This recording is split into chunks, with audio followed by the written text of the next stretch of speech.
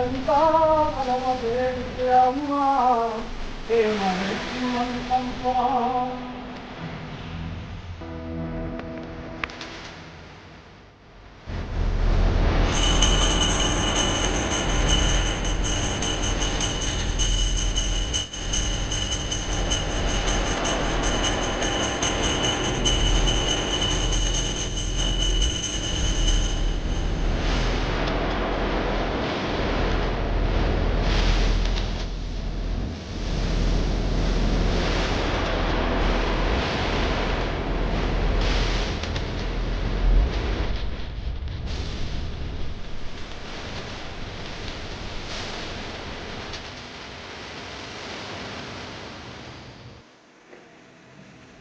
RRS news Gauribidanur ವರದಿ.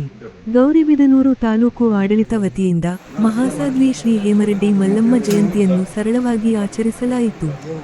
ದೇವತಾ ಮೂರ್ತಿಯಾದ ಹೇಮರೆಡ್ಡಿ ಅವರ ತ್ಯಾಗ ಮತ್ತು ವಚನಗಳು ಪುರಾಣ ಪ್ರಸಿದ್ಧಿಯಾಗಿದೆ.